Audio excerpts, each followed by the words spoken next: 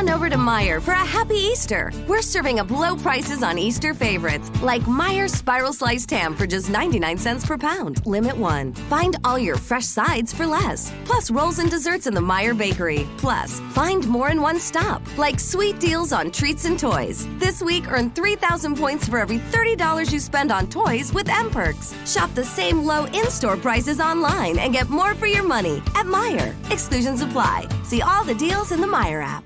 A toast to our new college grad who fills us with so much joy, almost as much as when we're in our RV. Oh, the world is your oyster, kiddo, and ours too. Now that we're covered with Progressive, Dad and I can hop in our RV anytime we want. Might even splurge on a retractable awning. Ooh, look out. Sorry, what was I talking about? Protect your loved one with an RV policy from Progressive. Take as little as 4 minutes to see what you could save at Progressive.com. Progressive Casualty Insurance Company and Affiliates.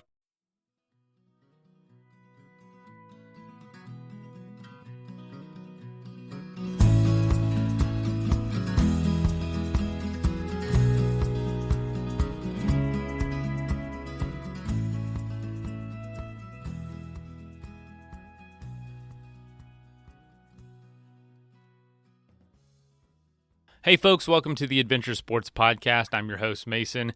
Today's episode is a throwback, but also it's kind of a weird episode. We're replaying the first episode I was ever on with this podcast. If you don't know the backstory, I was first a guest on the Adventure Sports Podcast back when Travis and Kurt hosted the show.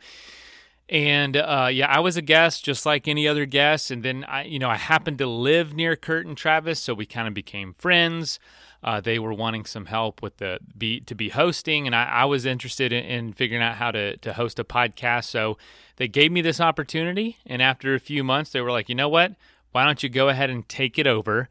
And we're going to go on and do some big adventures, because one of the reasons they wanted to stop hosting was because the show had had such a big impact on their own lives that they were ready to take an adventure for themselves. But if they did, that would prevent them from also hosting the show. So they needed someone to come in who was entering a different phase of life. I was almost starting to get more of in a routine. I was in my mid-20s and getting ready to pretty much settle in a little bit, start a family and whatnot. So it was perfect timing. The transition went so great. They made it so easy for me, and I've been hosting the show ever since. But I am throwing it all the way back to 2017 when I first got on the show, first met Kurt. And so I haven't even really listened to this all the way through to hear how it sounds, or if there's anything I say that's super cringy now, or I don't know. We'll see. But I figured it'd be fun to listen to. If you haven't heard already, I was also on the show with Outdoor Vitals, Live Ultralight podcast. I've linked that in Instagram, and I'll also link that in the show notes. Definitely check out their show. That was another, Tayson interviewed me there from Outdoor Vitals, and I was able to tell some of these same stories, tell some different stories as well. It was a great time being on the other side of the mic. So without further ado, let's go ahead and jump into my very first story on ASP.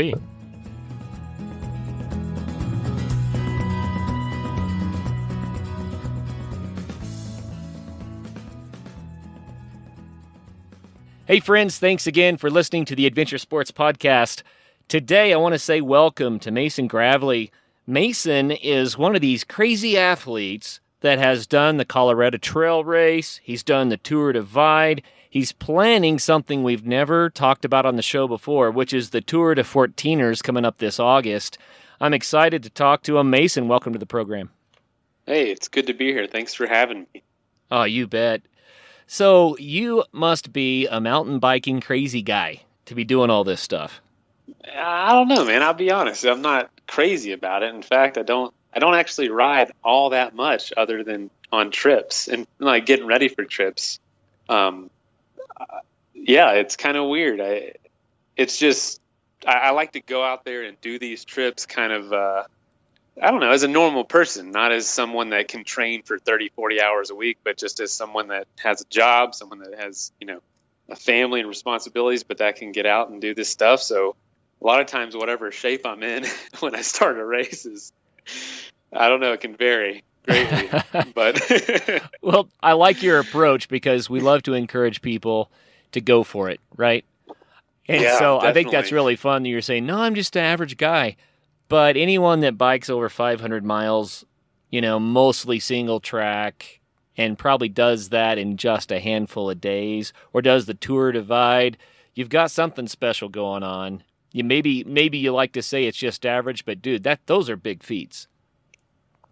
Yeah, I mean, I guess so. I guess in the moment it doesn't feel like it, but yeah, the Tour Divide felt huge. But honestly, when you break it down to days and break it down to hours, I don't know. I spent a lot of my time pouting, just thinking, what am I doing out here? Why am I like spending time away from work and getting real things done, quote unquote. But no, I guess what you fall in love with when you start doing these things is the juxtaposition against your normal life, and also just how you see what you're really made of, and you see kind of who you are. You go to dark places, but then you go to highs you've never experienced otherwise, and after a while of normal life, you kind of want to see if you still have it and what else you can discover about yourself and what more beauty you can see. So you want to do it again, despite that just torture you go through, but also those wonderful experiences you go through at the same time in a single experience, a single trip. I've never done anything as big as either of those. And so, I'll take your word for it. I've experienced what you're talking about probably in a smaller way, just on backpacking trips or climbing 14ers or something like that. But to do something that's day after day after day, very little sleep, that kind of thing. I hear what you're saying. We've heard a lot of guests talk about how you learn so much about yourself, and you go to places you've never been before on the inside. So very, very cool. And it shows on the outside because every trip I usually have a couple breakdowns at some point. Right. Well, it's tough. Yeah, that's funny. Yeah, what you were going to say? Oh, just, I guess an example. On the Colorado Trail Race a couple summers ago, I was having this, you guys interviewed the founder a couple weeks ago or something, and he was talking about there's downhills that you have to carry your bike down. It's so gnarly going down, and it's so true, man. I'm miles of hiking down a mountain, carrying your bike down each ledge, and it just got to me at some point because I kept tripping and falling over the bike. I just threw it. I threw it down and let it fall as far as it could, and then I threw a rock at it, and I'm just like cussing up a storm, and then I go around this boulder, family of hikers sitting there like terrified because they were only 10 feet away from me, and I didn't even see them, and I felt so bad. But I thought I was all alone out there just kind of letting my emotions fly. But no, you got to be careful with stuff like that, not only for safety, but I don't know. I need to have a little bit better control over my emotions than that. Well, people often assume that they're all alone when they're out in the middle of the wilderness. And I have a really embarrassing story about that. Some buddies and I, we hiked into a wilderness area in the dark after work, right? And we wanted to put our packs somewhere where they'd kind of be away from us in case of animals. So we walked up on this rock outcropping, and we hung our packs kind of in a tree up there, and we didn't have a bear line, which we should have used, but at least that way we thought, well, that'll help a little bit. And then we all had to pee, so we peed off this rock outcropping, and we're making all sorts of noise and laughing and carrying on. So we go back and sleep. The next morning we go to get our packs, and there's a tent right at the bottom of the rock outcropping. Oh, my They're making gosh, breakfast. Man. Oh, no. There's a gal looks up at us and starts laughing and asks if we would like some breakfast, and we're like, oh, no, we almost peed on your tent. Oh, my gosh. They probably did. They were like, I didn't see rain in the forecast. It's horrible. So just a word to the wise listeners. You may not be as alone as you think you are. That's hilarious. Man, that good story. Too funny, man. Good story. So let's rewind a little bit. Who is Mason Gravley? Where do you live, and where'd you grow up? Well, cool. Yeah, I live in Lakewood, right at the base of Green Mountain on the very west side of Lakewood. just kind of on the other side of Green Mountain from Golden. Moved there a couple months ago, but I've been in Denver a few years. My wife and I moved here from Florida about 2.5 years ago. And just fell in love with Colorado. I had a short stint in California in Yosemite Valley, lived there for about 6 months, and got married and moved here. Just always loved Colorado. Saw it a lot on bike trips that I had done in college. And we talked about it one day and decided to pack our bags. Wow. So in Yosemite Valley, does that mean that you're a climber as well? No, not really. I got into it a little bit there. I have some friends that are avid, definitely, and they kind of helped me out and get into it. And they live here, actually. We all kind of moved here together. But it's just the place, man. The place is so iconic culturally. It's kind of the birthplace of the National Park Service. Started a worldwide revolution of setting aside land for the public use, really, and public enjoyment, which is just, I find that is just an amazing concept. And that place is very, very iconic. And just, I like to take pictures. And so you can't take a bad picture there. So it was more the natural beauty and the culture that drew me there. Yeah, man, it is still a does. Beautiful place. It really is. Oh, man, I try to go once or twice a year, and I love Colorado, but there's something about the Sierras that I can't get over. I just can't. I pinch myself every day I'm there. but here is pretty wonderful too, so I'm not complaining. It beats the heck out of Central Florida. Don't get me wrong. So I don't mind. I've talked to a lot of world travelers, which has been a real blessing. I'm humbled by the opportunity to have done that. And a common theme that I've heard is that there are gorgeous places all over the planet, amazing experiences to be had and places to see and enjoy. And while people believe they've seen places that are as beautiful as Colorado, they all kind of hesitate to say more beautiful because Colorado has such amazing beauty itself, That is so true, man.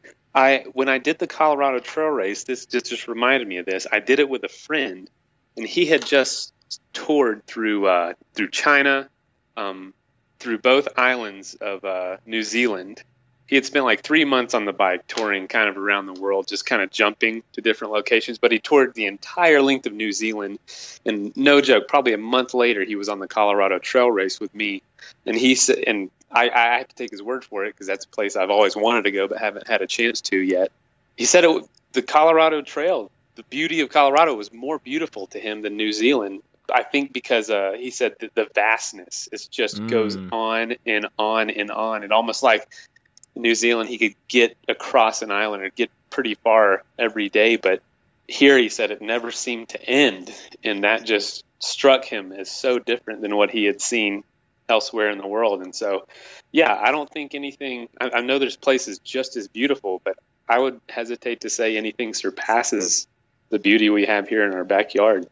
Yeah, and of course, the Adventure Sports Podcast is heard all over the world, so, we're talking about Colorado because it is our backyard, but for those of you that are outside of Colorado, sorry if we spend so much time on it. We love it here. It's just an amazing place, and hopefully you can come and visit and experience it with us sometime.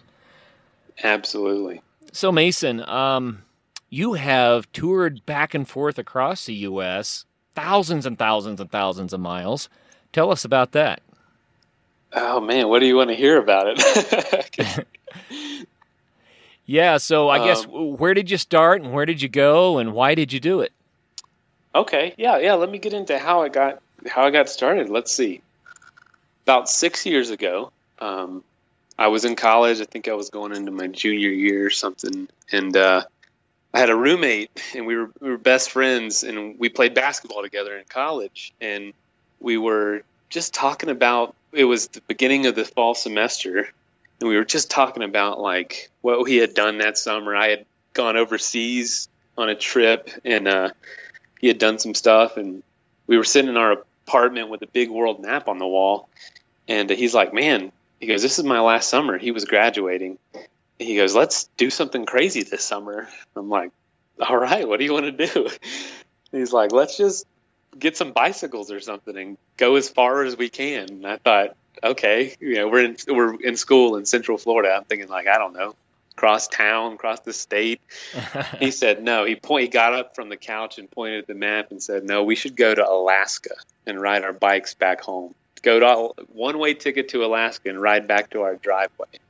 And I just said, okay, let's do it. Right on. And so right there, man, we decided. And man, we didn't have bikes. We didn't know anything. I don't know why we just decided then, but we did. And he's very analytical. He thinks totally different than I do, and he's very statistic based and numbers cruncher and all that. He said, I give this thing a 20% chance of happening. I'm like, all right, 20%. That's not terrible. And we walk out that day, man, and just kept talking about it. And by Christmas, we had bought plane tickets with no plan. And as soon as school got out, we left 2 days later, and on a one-way ticket to Fairbanks, Alaska. That is so cool. So did you guys train for it? Did you bike it, up and to that point, or was it more just a matter of, we'll find out when we get going? Oh man, I think I was 20, and we thought we trained. We rode our bikes probably, I don't know, twice, two or three times. We did like little 40-mile rides and thought we had done something. Right. Over the course of 6 months, man, that was our training. We had no idea what we were doing. We only got the bikes 2 weeks before we left, and we get up there. I remember sitting on the plane, man, going to Fairbanks, and I was looking at Paul, and I'm like, Paul, I don't know how to change a flat tire. Do you? He's like, no, I'm not even joking, man. I don't know what we were thinking. I get these Facebook notifications of like memories, and all these pictures have been popping up the last few weeks of the first bike trip, and I just think, God, I was a total idiot 6 years ago. But my parents must have thought we were crazy, and we were in a way. But we got on the plane, and like I said, we were talking about flat tires, and I remember Paul saying, "Well, maybe we won't have one. We won't have to worry about changing it." Man, the first day we had 2 flat tires, and it was snowing on us, so we had to figure out how to do that. And it was May in Florida, when we left, it was 95 degrees there. Oh, yeah. It was snowing in Alaska. We had no idea. I mean, we had done research and stuff, but it really doesn't. You're so optimistic, especially if you're, naturally a positive person, that you're just not looking at all those red flags. So you're just like, yeah, I'm sure it'll be warm enough. Yeah, I'm sure this will be a great year to travel. I'm sure this will be, this will work out.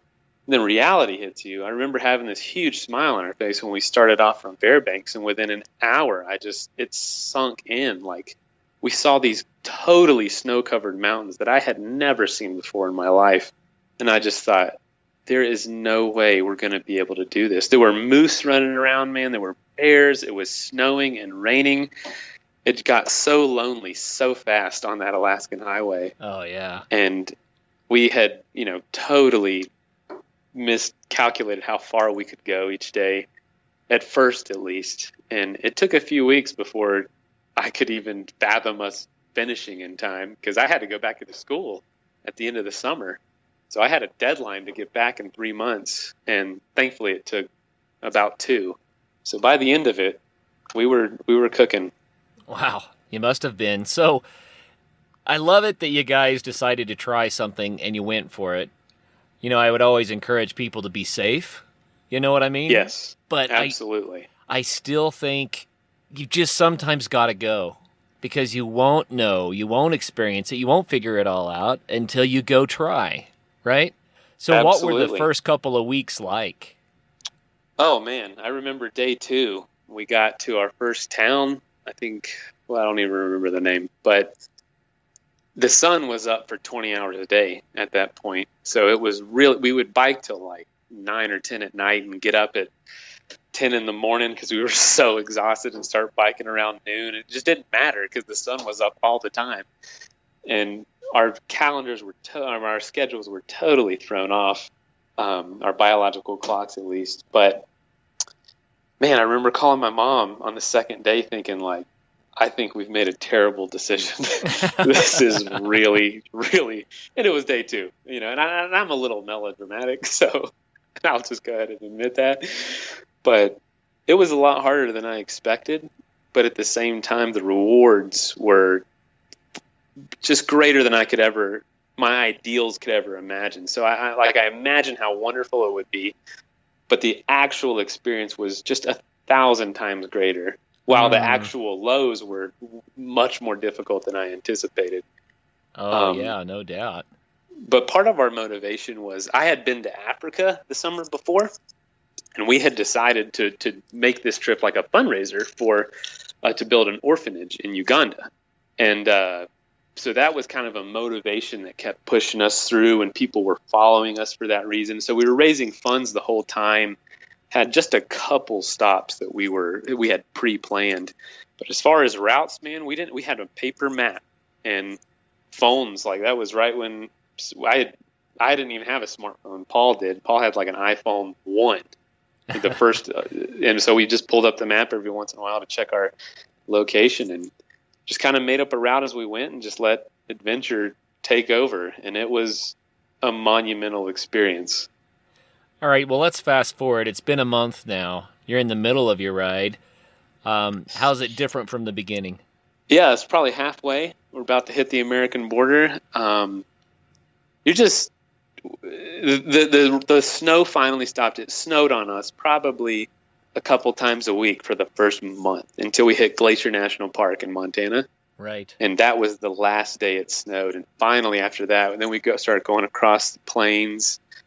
And that was actually a lot more thrilling than I anticipated. I'm like, God, we're going to spend 8 days going across Nebraska. This is going to be terrible. But it actually ended up being really, really cool. There were tornadoes. There were sirens going off like a couple nights. Like we would sleep in cornfields, man. And, oh, man, can I tell you a story real quick? Oh, yeah, do it. So I had a cousin who had quit. This isn't really part of the story, but he had quit drinking and he was talking on the phone to me, and I was encouraging him to not to drink. And we were just having this really deep conversation. I was literally sitting it was a baseball field in a cornfield, just like Field of Dreams. And I was sitting on one of the bleachers, just in this field. And we had decided to set up camp right next to this baseball field.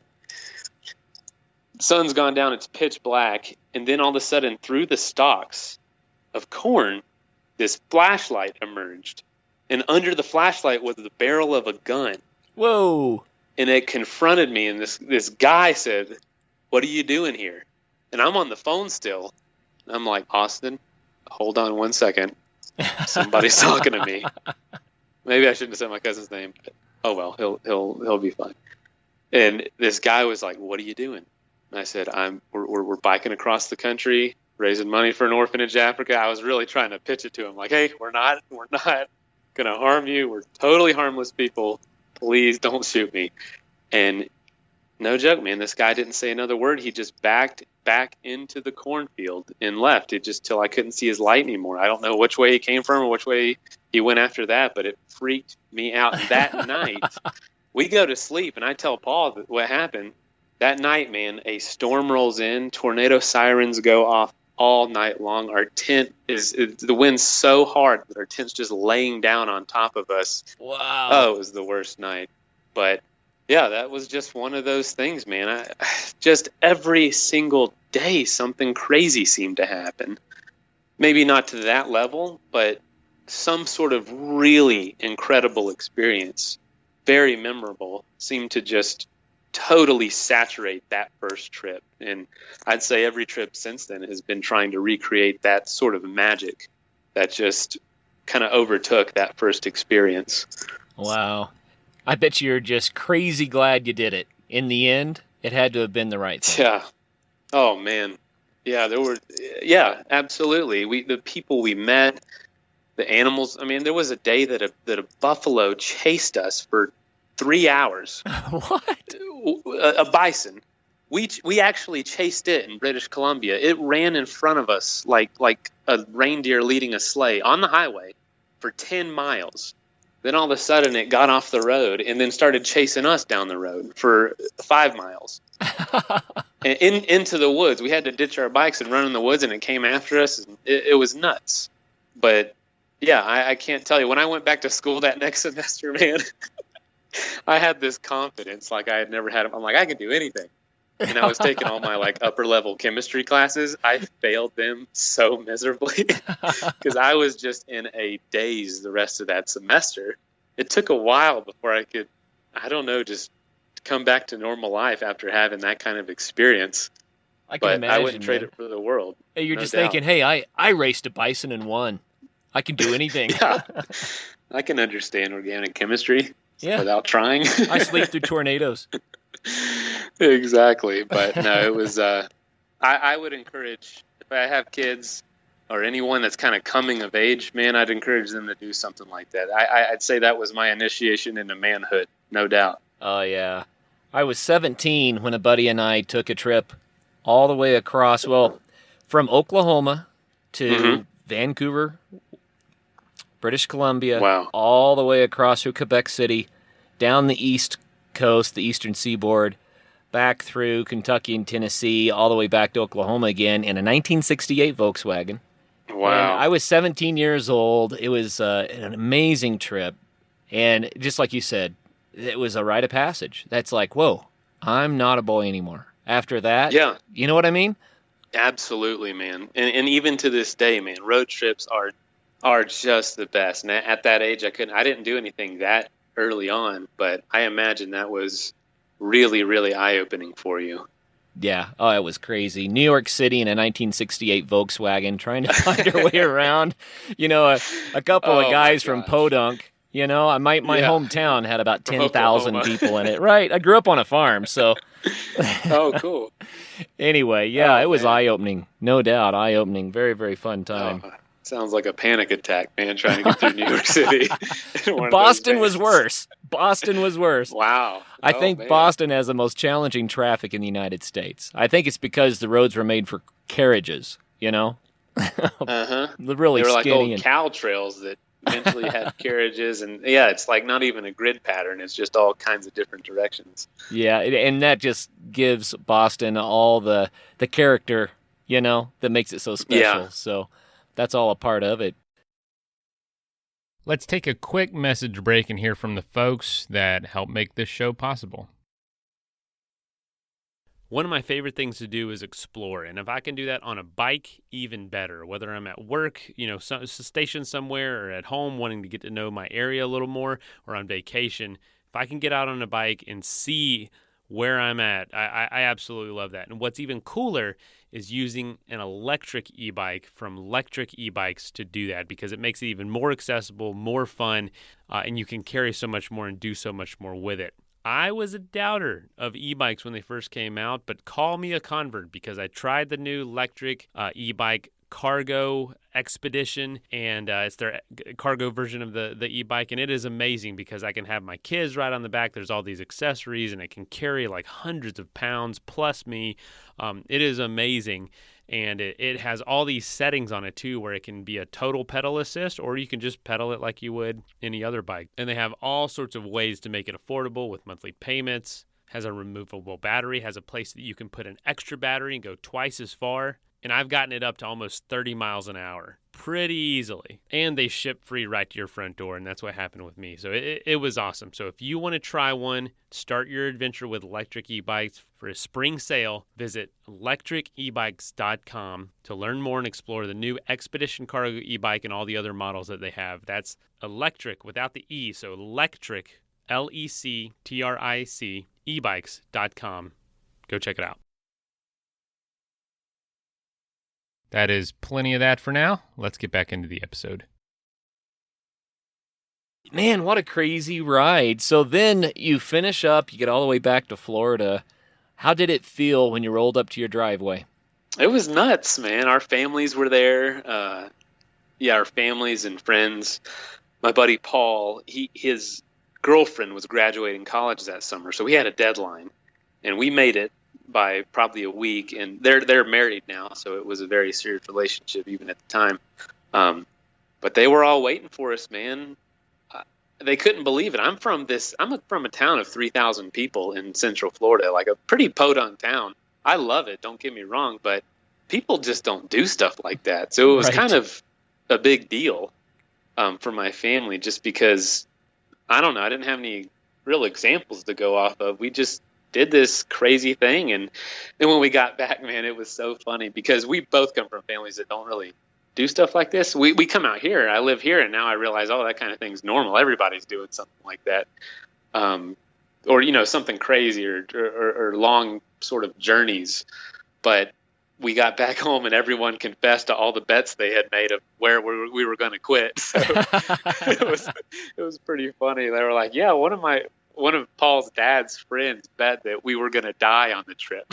And he actually apologized to us after the trip. And I just thought, dang, no one had any faith in us. This is kind of disappointing, but it wasn't that nuts. But no, it was neat to get back. And I would say, man, that started it all off. After that, we just wanted, in a way, to chase that high and to chase that purpose. It's like a machine, man. There's so many moving parts to trips like that. It's not one thing that you fall in love with as much as it is just the entire experience, from preparing to just having a faith that it's going to work out.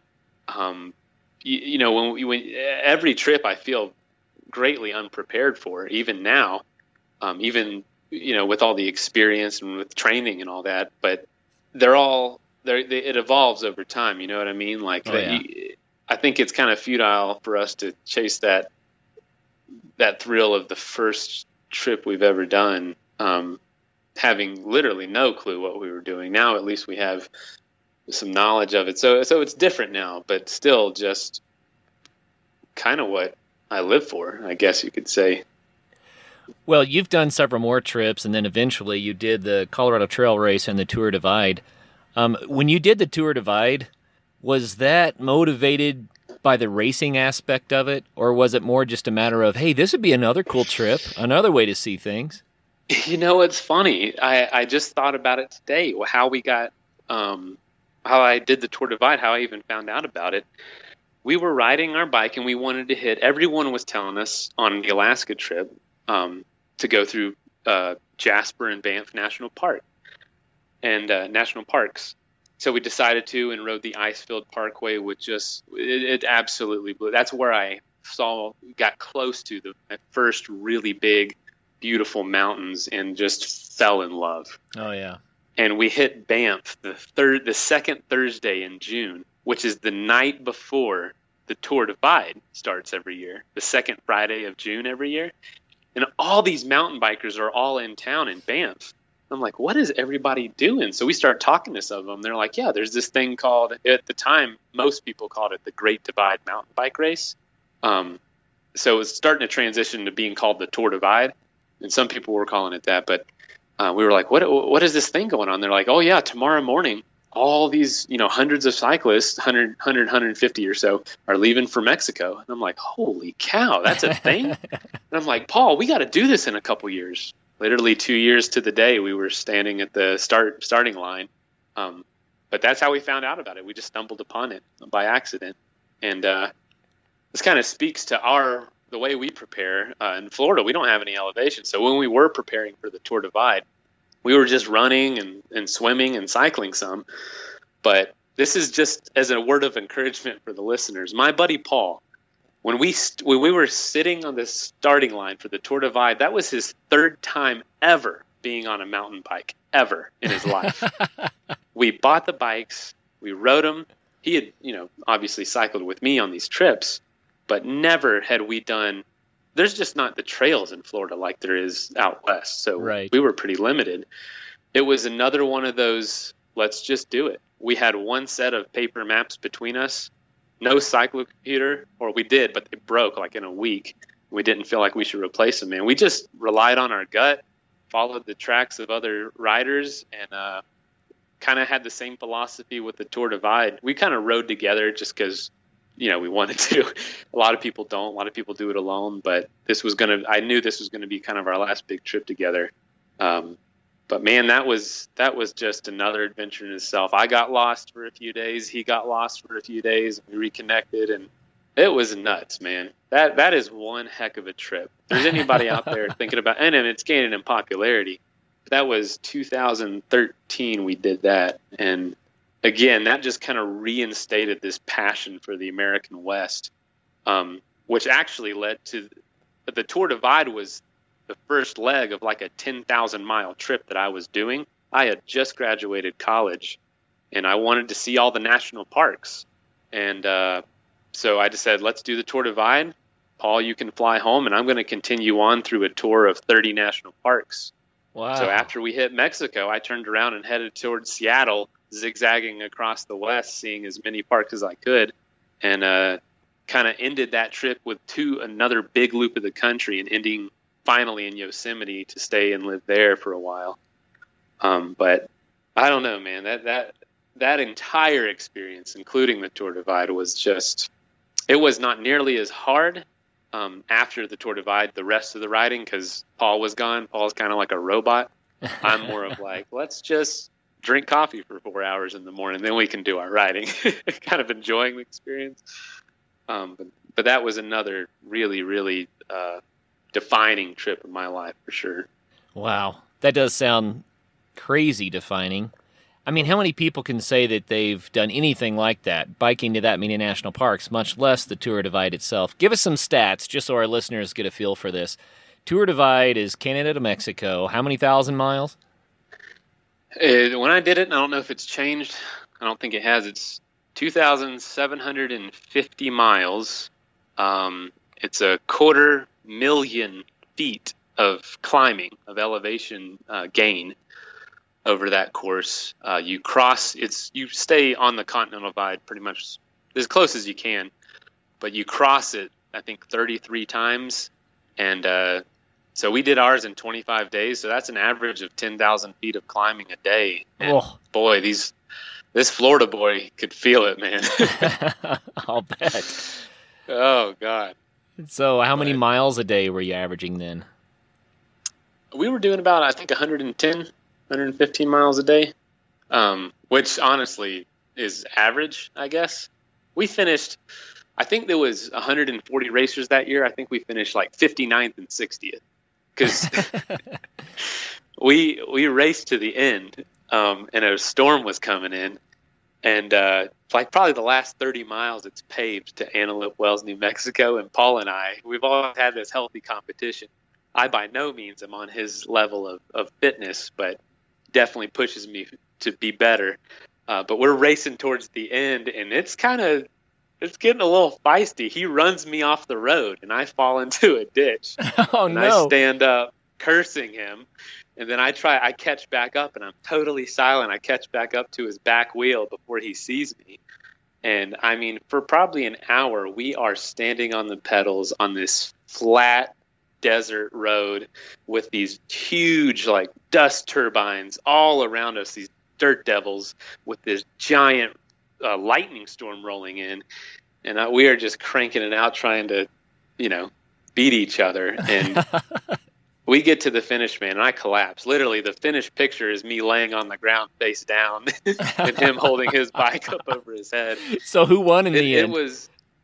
He won by about 30 feet.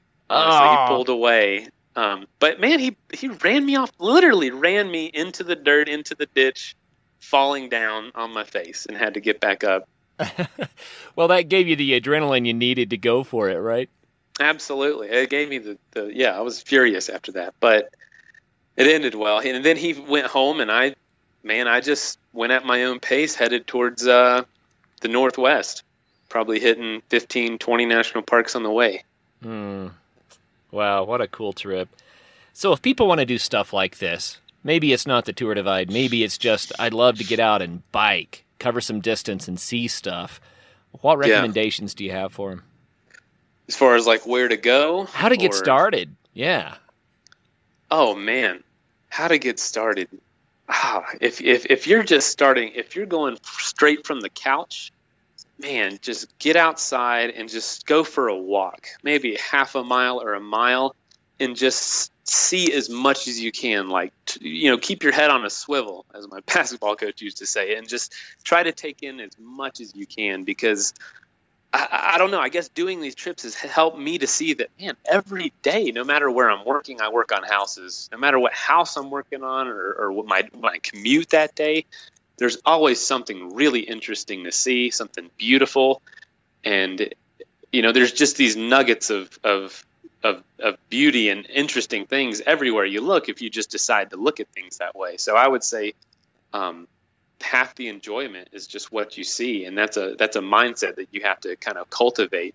And then to get as much visualization in front of you, just put yourself in motion. If that's walking, just go for a little walk, maybe a way you've never gone before, or just go for a little bike ride around the block. You'll probably, if you're not used to those two activities, I guarantee you'll see the same things you've always seen before in a totally new way, man. Because going by something at 3 miles an hour is a lot different than 45, 50 miles an hour. Oh, yeah. Yeah, no doubt about it. So just get started, get out and move and see and do and find out that the world is a magical place. Absolutely. And just, man, I don't know. I'm preaching to myself here, because I probably don't do that as much as I should anymore. But yeah, there's beauty to be taken in everywhere you are. That's cool. You just have to open your eyes to see it, I think. Yeah, absolutely. Absolutely. Let's take a quick message break and hear from the folks that help make this show possible.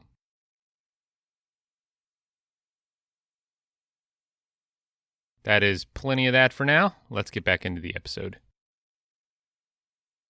Well, let's talk about Camp Crate a little bit. I don't know anything about Camp Crate, but it sounds cool, so fill me in. What is Camp Crate?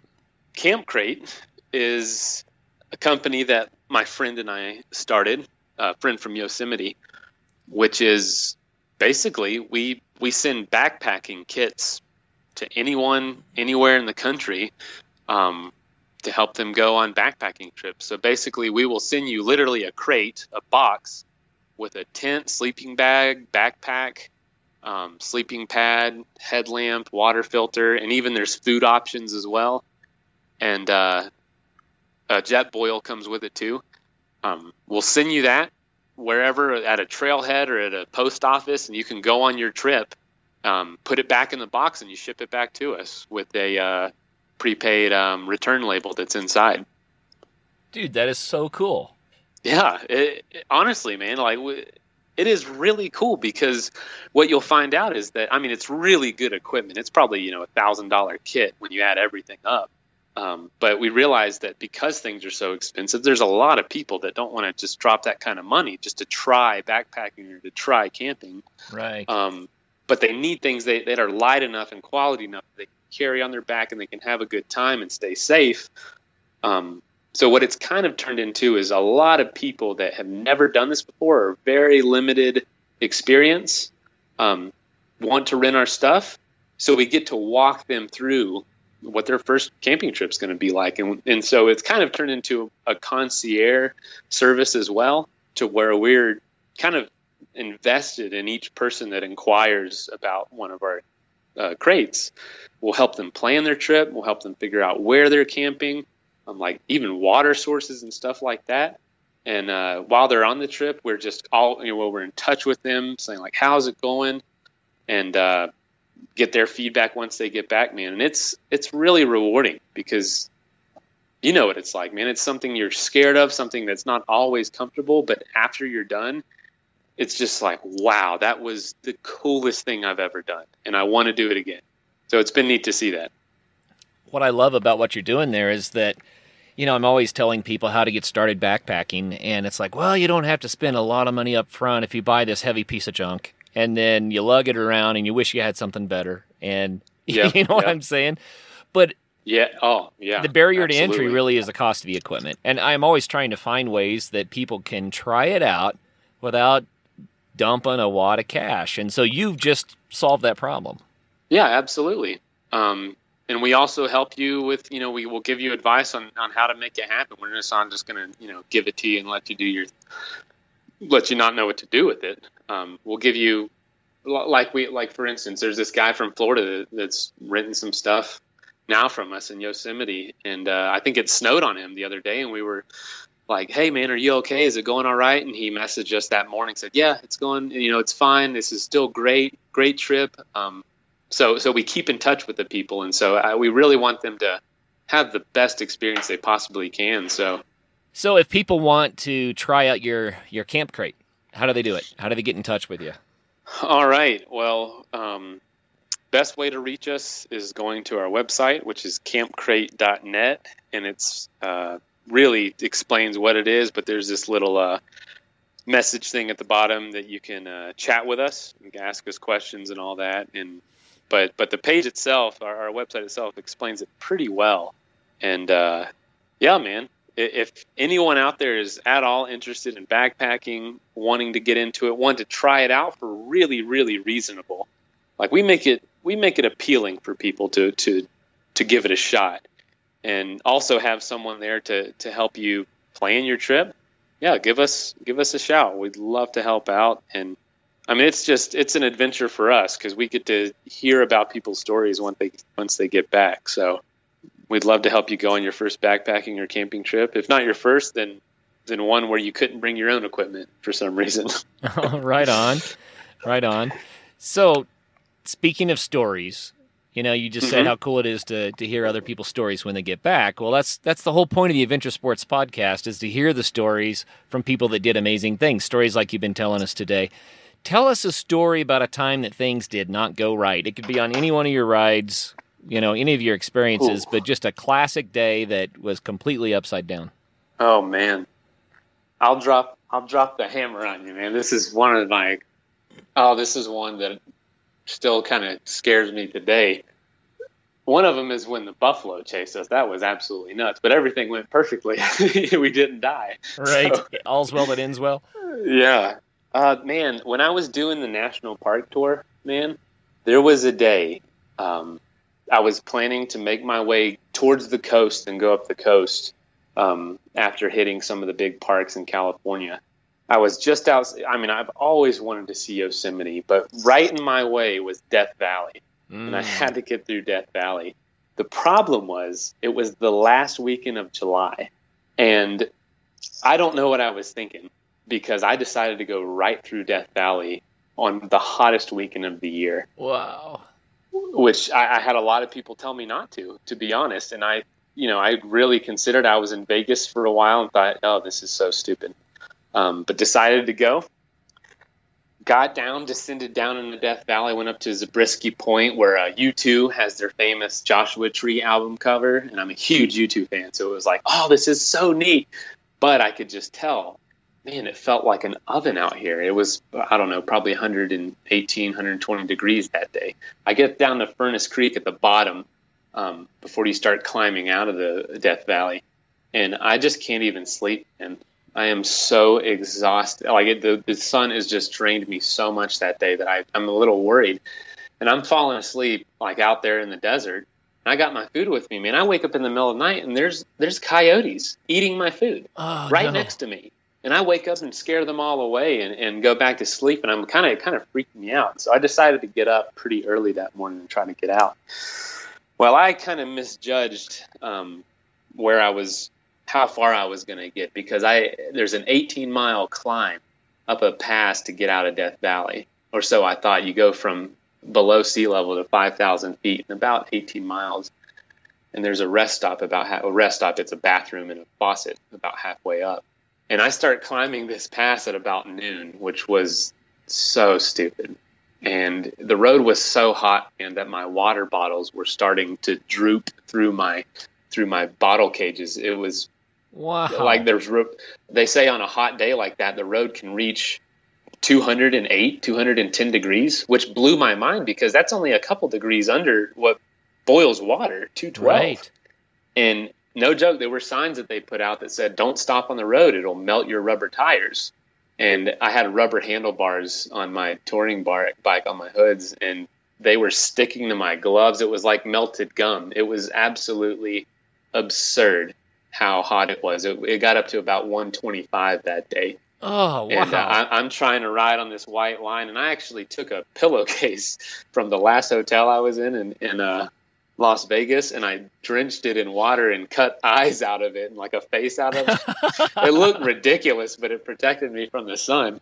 And people were stopping and taking pictures, like foreign visitors, but wouldn't talk to me. I could tell because they would talk to each other, and it wasn't in English, but they wouldn't talk to me, and they'd stop and take a picture and keep going.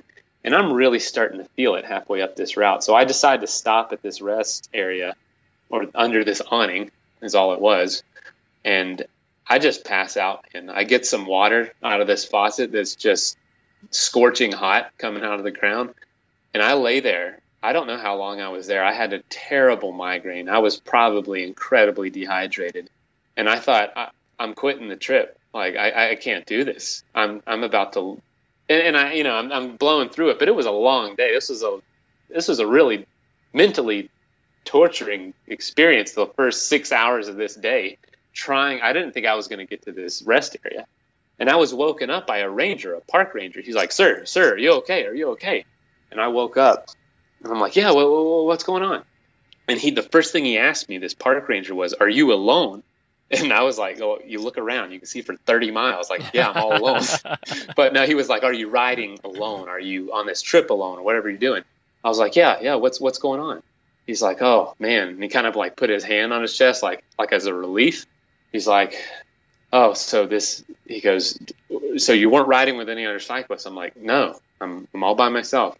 He's like, well, we just found another guy that's touring. He was at the bottom of this pass. He had a heat stroke and fallen on the road and died there. Oh, just no. an hour before. And he was this French guy that was touring across America. And he was my age. And the problem is, man, the road's so hot, if it burns your skin. If you were to, I just don't even want to imagine what it's like to pass out on it. Right. And not be able to. So it was just a bad scene. And he was like, well, sir, I don't want anything like that to happen again today. He goes, we're going to try to keep everyone safe. He goes, how are you feeling? And I was honest. I'm like, man, I don't feel very good. I woke up really nauseous, and the migraine was just pounding. And he's like, do I need to take you somewhere? He goes, I'll drive you to Las Vegas or to Pahrump or wherever you need to go. And I thought, let me just think about it. So he decided to give me his number and give him a call later if I needed it, which didn't matter because there's no service out there. Oh, no. And I was really I was really out of it, like really hazy in my mind, and just I felt drunk, honestly. And I thought, yeah, I'm going to quit. I'm not going to die out here. Forget that. Yosemite's not worth it. And so I decided I was going to quit, man. And it was kind of I didn't think about it too much. I was just like, I'm going to quit, which I'm glad that it didn't work out that way. I get on my bike and I start going downhill. And just as I am going down this hill, this guy is cresting the hill. I see a cowboy hat, and then I see this shirtless guy in sandals covered in tattoos riding his bike up the hill. And I'm like, what the heck? Who's this guy? And he was touring. This guy was touring around the world, had been on the road for like 6 years. Whoa. And was going all over the place. And he had seen everything. And I'm like, all right, I got to stop and at least talk to this guy. And so I turned around. I'm only like 20 feet past this awning. We go sit under this pavilion thing. And we're talking. He's from South Africa. He is just the coolest person I've ever met. And he's telling me all these crazy stories. And I was like, he's like, well, where are you headed? Because I saw you getting ready to go down the hill. I was like, well, actually, I was getting ready to quit. I was going to ride down to the bottom. I don't know why. I guess it had been a long time. I was just ready to go home. And my dad and stepmom had came to see me in Las Vegas. So I was like kind of homesick. But he was like, you were about to quit right now? And I was like, yeah, I was really thinking about it. I was like, I imagine if I rode down to the ranger station at the bottom of this pass, I wasn't about to turn around and try to go back up tomorrow. And he just gave me the most motivational speech you could imagine, man. And he's like, well, I'm not going to let you quit, man. We're going to camp together tonight. And he goes, you're not allowed to quit. And I'm just kind of kicking myself. I'm like, oh my gosh, why did I stop and talk to this guy? He's ruining my plans. And so we decided to camp that night, man. And we're sleeping out next to this pavilion on these picnic tables to like keep away from the scorpions. And we have a great time together, just chatting and hanging out. I didn't tell him that I had set the wristwatch on my wrist. I set an alarm for 1 a.m. because what I was going to do was wake up and ride to the bottom of the hill, so I didn't have to talk to him about it. But which was, I was going to quit without telling him after telling him that I wouldn't quit.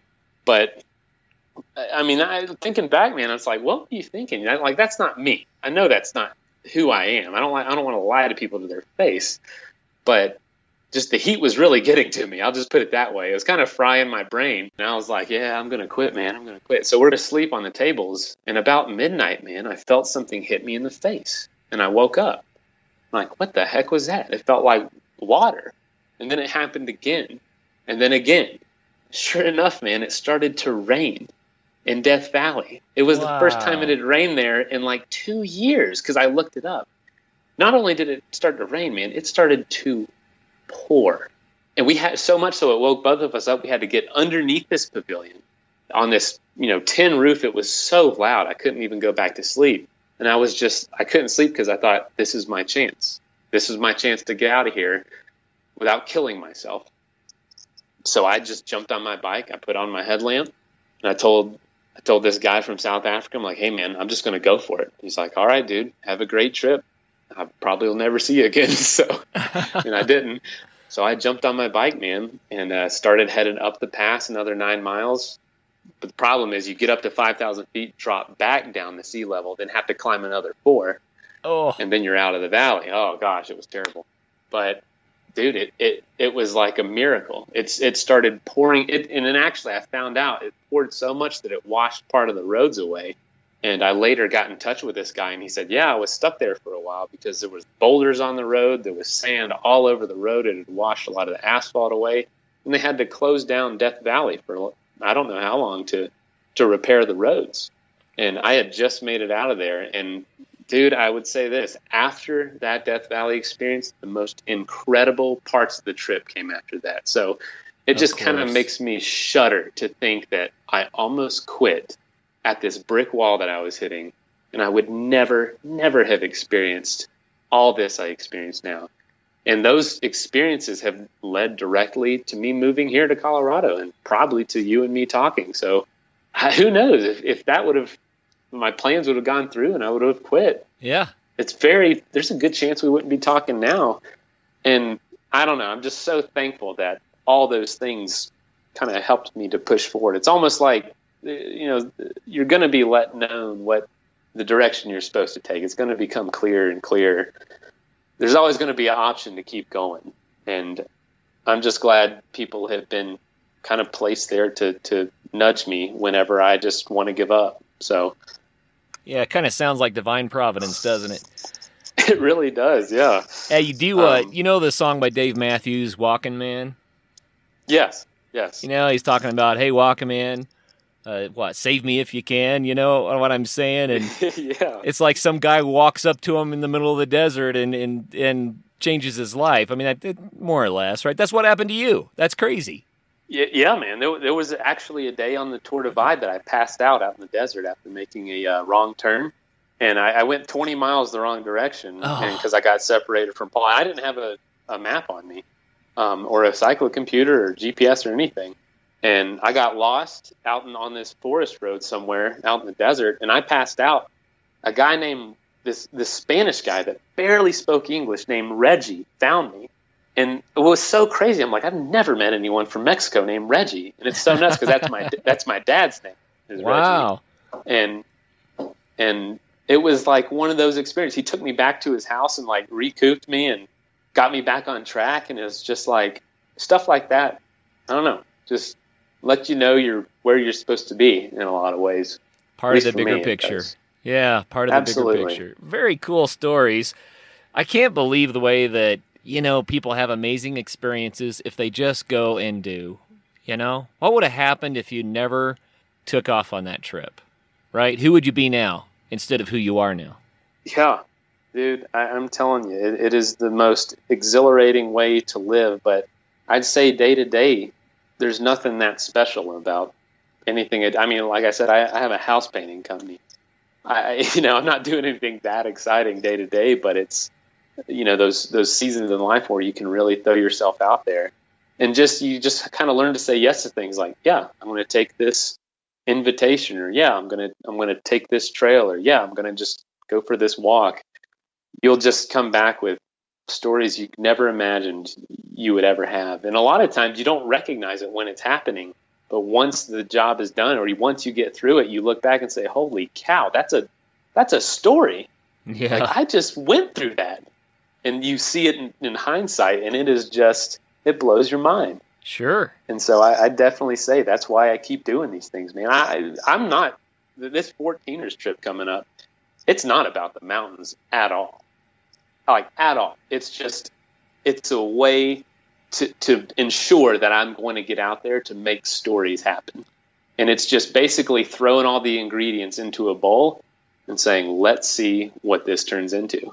And I'm open for change.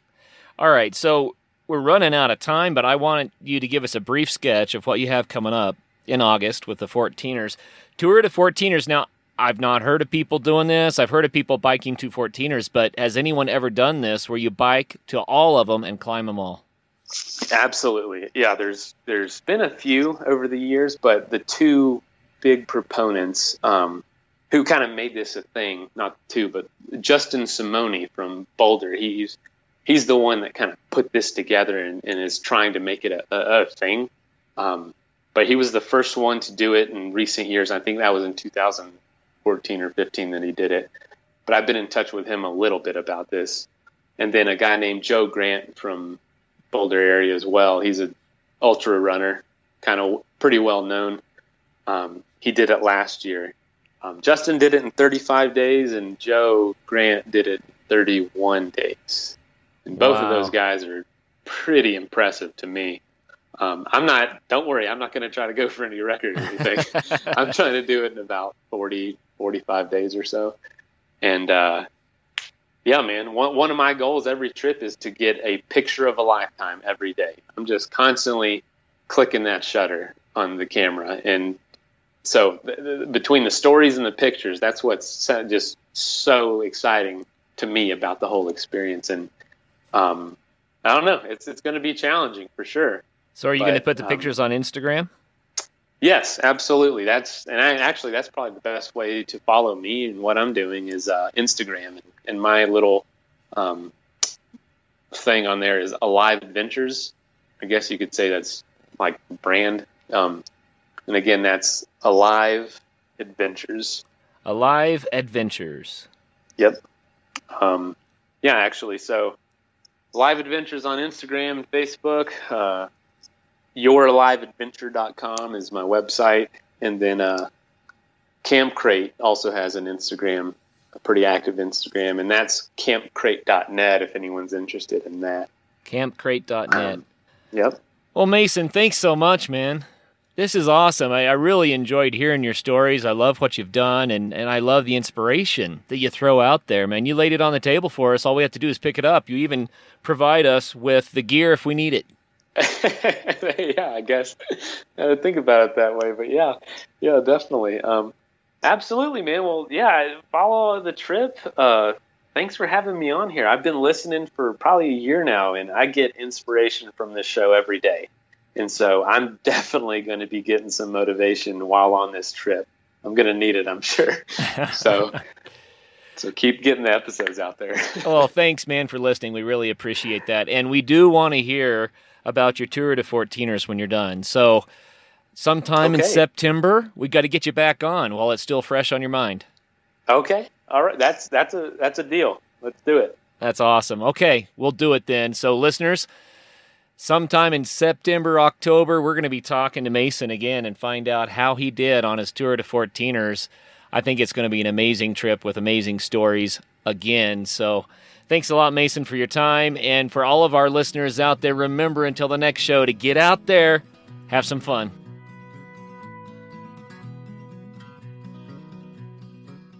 First of all, thank you so much for listening. It means the world to us that you choose to listen to this show. If you'd like to help us further, you can leave a review on iTunes, share us with your friends, your family. It goes a long way to grow in the show. You can also support us financially through patreon.com/adventuresportspodcast. Link is in the show notes. And also, if you have an idea of who could be a good guest for the show, we're always looking for people to tell their story about the outdoors or adventure. So if you know someone, please reach out. Email us at info@adventuresportspodcast.com. And until then, get out there and have some fun.